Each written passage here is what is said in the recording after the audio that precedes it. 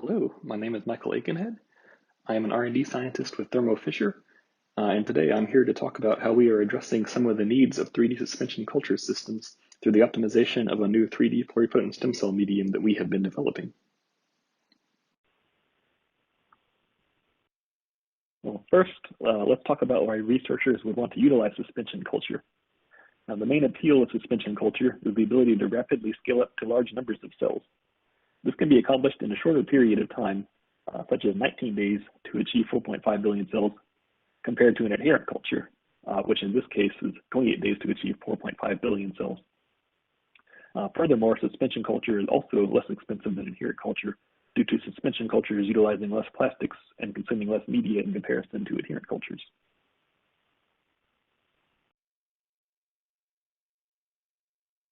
Now, although suspension cultures are very appealing due to the advantages they have over adherent cultures, there are still some technical challenges which must be overcome.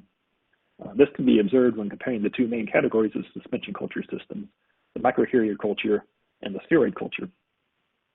The microcarrier culture involves cells growing on a three-dimensional substrate, such as beads, gels, or other such structures. While this does enable consistent cell growth, since cells do have a defined surface area for growth, there are several drawbacks to the microcarrier system.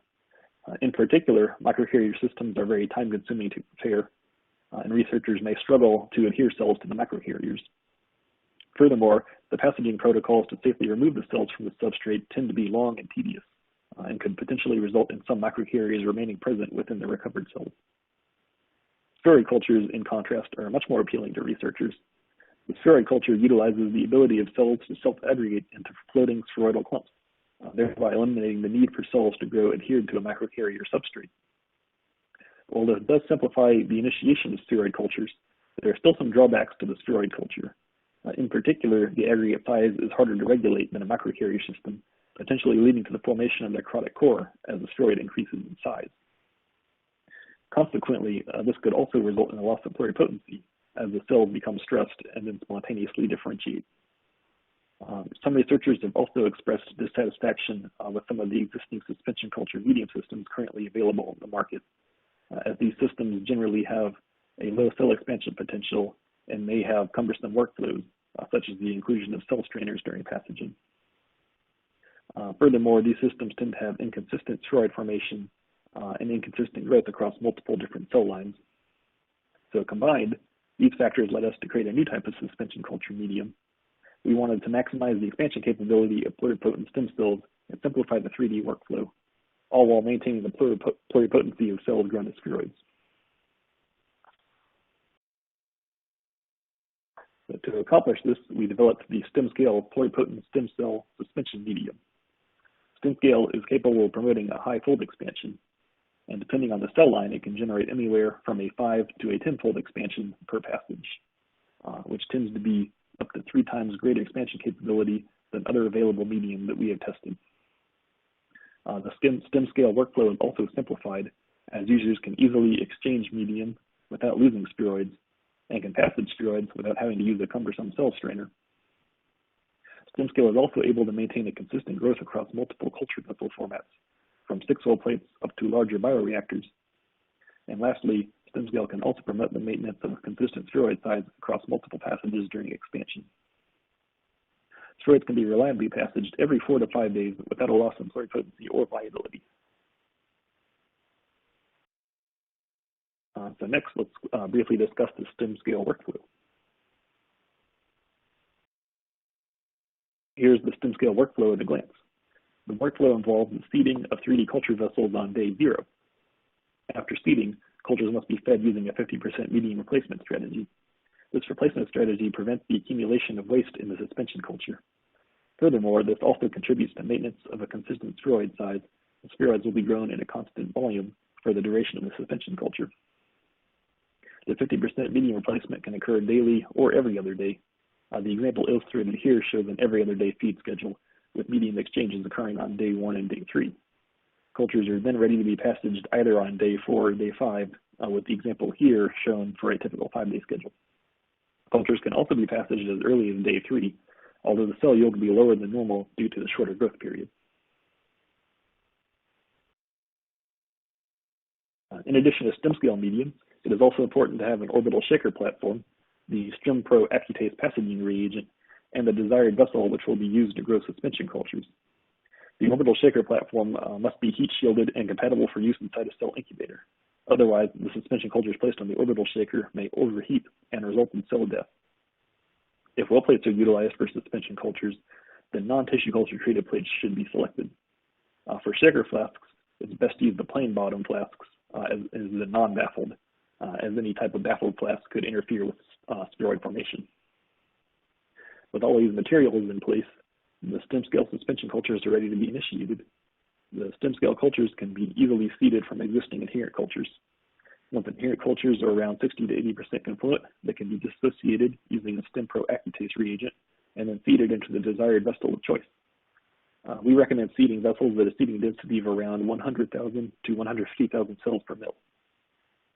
And when seeding cells, it's also important to include a rock inhibitor along with the single cell suspension on day 0. Without the rock inhibitor present, the cells will not spontaneously aggregate together into spheroidal clumps.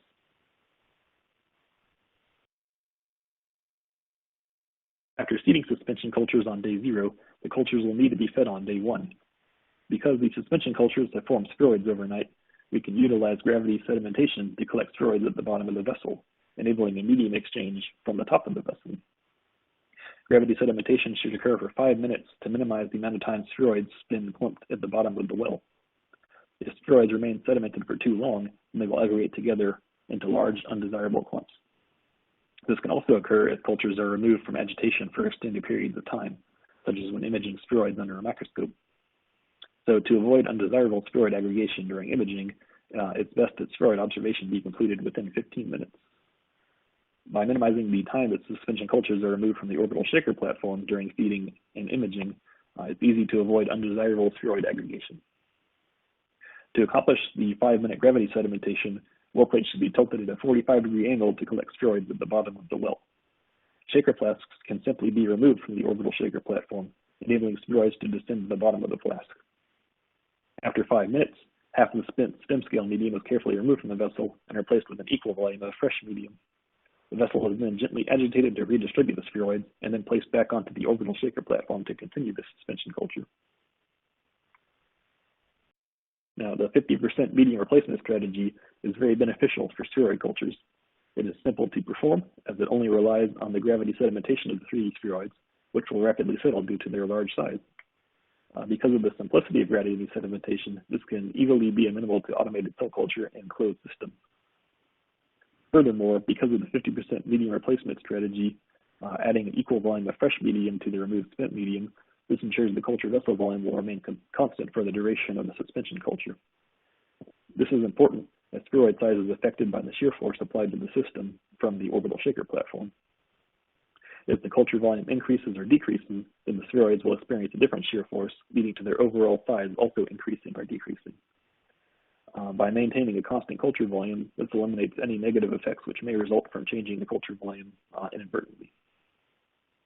And most important, the 50% medium replacement strategy prevents the accumulation of waste products over the culture duration. Batch feeding processes, which simply add fresh medium to the existing spent medium, will often see metabolic waste products accumulate far more rapidly compared to a replacement strategy. All of these factors together make the 50% medium replacement strategy desirable for suspension cultures. Passaging the spheroids with StemPro Accutase is a very simple process. Once the spheroids are ready to be passaged, they are then transferred into a separate conical tube. The spheroids are then centrifuged to collect them at the bottom of the tube, and the spent medium is carefully aspirated. Spheroids are then resuspended in StemPro Accutase for 10 to 15 minutes, depending on the vessel type. Once the duration of the 10 to 15 minute incubation is over, then the spheroids should periodically be agitated to promote dissociation. At the end of the incubation period, the spheroids should begin to easily break apart upon gentle agitation. The spheroids can then be triturated with a pipette to break apart any remaining clumps, and then spun down again into centrifuge to collect resulting single-cell suspension. This single-cell suspension is then counted and reseeded into new culture vessels for continued growth. At this point, the cells can easily be scaled up into larger vessels to generate greater numbers of cells in the following passage, or alternatively, instead of continuing them into additional passages, they can also be used in downstream applications if the scale-up of cells is no longer necessary. The StemScale passaging protocol offers several benefits to researchers looking for a simple protocol. Most importantly, there is no need to utilize cell strainers or microcarriers in the StemScale passaging protocol. The cell strainers are cumbersome to use and can often damage cells during passaging. This improves the viability of the cells. Additionally, cells may become stuck on the cell strainer, resulting in lower cell yield than desired. By simply utilizing Accudus with no cell strainer, there is limited manipulation required during the protocol, reducing the risk of contaminating the culture. Lastly, the passaging protocol is also scalable, as it can easily be adapted to any desired type or size of vessel.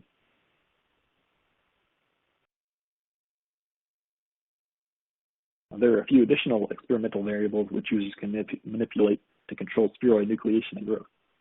For example, by modifying the shaker platform RPM, users can increase or decrease the size of spheroids after nucleation. The shaker platform RPM is inversely related to spheroid size, so by increasing the RPM, the spheroid size will be decreased after nucleation. Our recommended shaker platform RPM is 70 RPM, which results in spheroids with diameters of approximately 400 microns by day 5. If this RPM is increased to 90 RPM, the end result, once the culture is ready to be passaged on day 5, is an average spheroid diameter less than the 400 micron diameter observed at 70 RPM. The culture vessel volume also plays a role in spheroid size with cultures grown on orbital shaker platforms by affecting the shear force applied to the spheroids in culture. The culture vessel volume is directly related to spheroid size.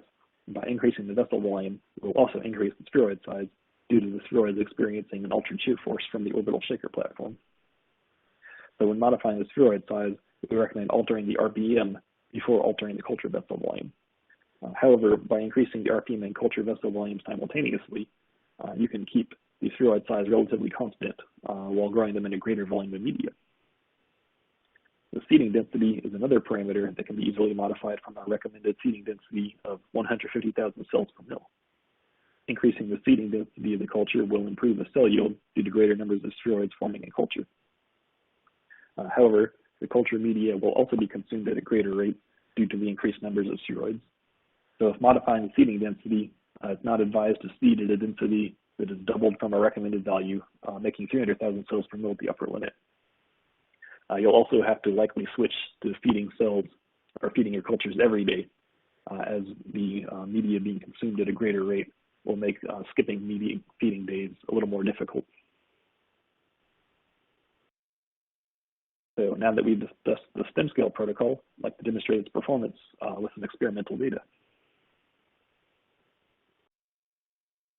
Here, we see the StemScale promotes the rapid expansion of cells in suspension. You can see a representative image of our Gibco absomal PSC line in the upper left. This is how the spheroids will appear after 5 days of growth in our StemScale medium. The two graphs represent growth in either well plates or shaker flasks of varying sizes. In all cases, the expansion of the Gibco absomal PSCs is high, averaging approximately 10-fold across all vessel sizes. From the small well plate formats to the 1,000 milliliter shaker flasks, the spheroids all formed consistently and grew at the same rate, indicating the consistent performance of StemScale across multiple formats.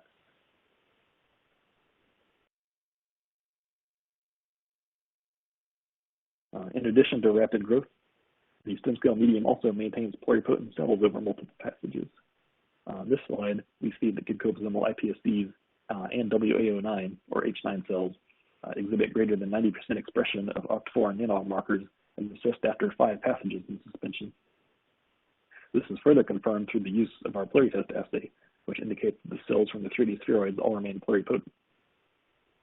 We also observed that these cells maintain a normal karyotype as assessed through the karyostat assay seen on the bottom. So together, this data shows that the StemScale enhances fold change while also maintaining the pluripotency and karyotype of cells grown as spheroids.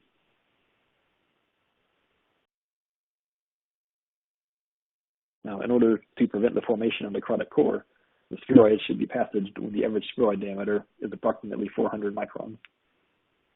When spheroids are grown in StemScale medium, this can be performed on either day 4 or day 5 of culture. This data here is what contributed to our recommended passaging schedule of approximately 4 to 5 days per passage, as the average spheroid diameter will be approximately 400 microns around this time period. Even if the average spheroid diameter is slightly above 400 microns on day 5, the cells obtained from the spheroids will be highly viable. Spheroids can also be passaged on day 3 when the average diameter is much smaller. This is generally not recommended as the overall cell yield will be low if passaged on day 3. However, if a day 3 passaging schedule is necessary, such as just before the weekend arrives on a Friday, then it is still possible to perform as StemScale medium, as the enhanced cell yield from utilizing StemScale will ensure sufficient numbers of cells will be present even after being grown for 3 days.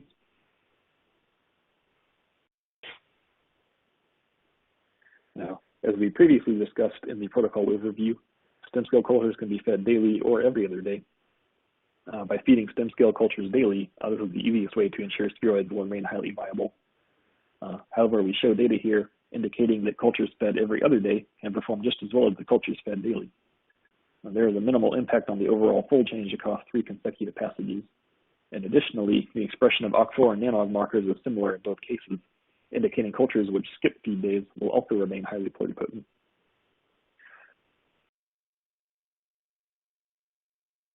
Now, in addition to well plates and shaker flasks, StemScale also performs well in large bioreactors. The graph displayed here shows consistent performance between well plates, shaker flasks, small bioreactors, and large bioreactors. This data indicates that scaling up the StemScale medium is very easy to perform. Starting from a 6 well plate, it is easy to scale up to a 500 ml bioreactor while maintaining consistent performance at all the intermediate steps.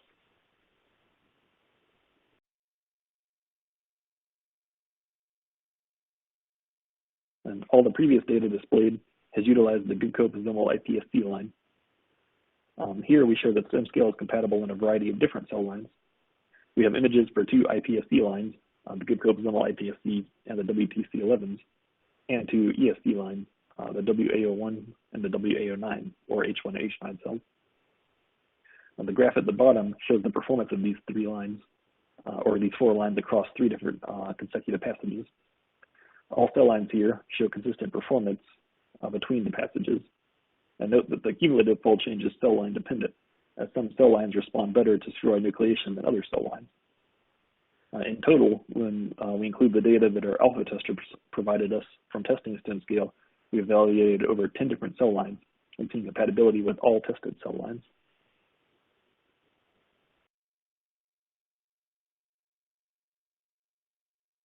While the StemScale protocol is intended to rapidly scale up and utilize cells within a few short passages, StemScale can also promote the long-term growth of spheroids in suspension culture.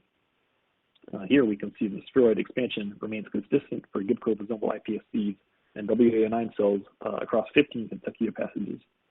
The Gibco IPSCs maintain an average of about 12-fold expansion between passages, while the WA09s maintain an average of about 15-fold between passages. Additionally, the pluripotency of these cells at passages 5, 10, and 15 showed high expression of OCT4 and nanog, with both markers exhibiting greater than 90% expression as assessed by flow cytometry.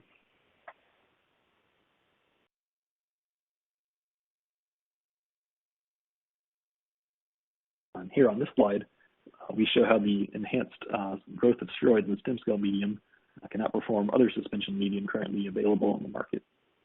In this case, we compare StemScale spheroids against another medium referred to as medium M here. The StemScale spheroids in this case averaged an 11-fold expansion per passage, while the medium M spheroids averaged 5-fold expansion per passage. By the end of passage 3, the StemScale resulted in a cumulative fold change of about 33-fold, where medium M resulted in a cumulative fold change of about 15-fold. Both StemScale and medium M also showed high expression of OCT4 and nanog markers as assessed by flow cytometry. So this indicates that StemScale is capable of outperforming medium M while still maintaining pluripotent cells over the course of these 3 passages.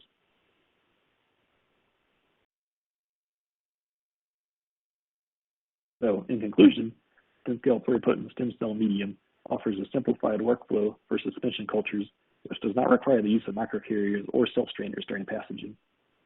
We demonstrate that it is scalable across multiple culture vessel formats, and the spheroids exhibit high expansion potential.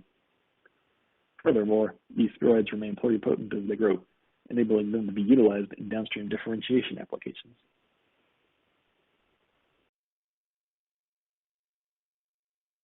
I would also like to briefly mention that our StemScale PSC suspension medium is now available to be purchased for early access. So this now concludes my presentation, and I would be happy to take questions at this point. Thank you very much.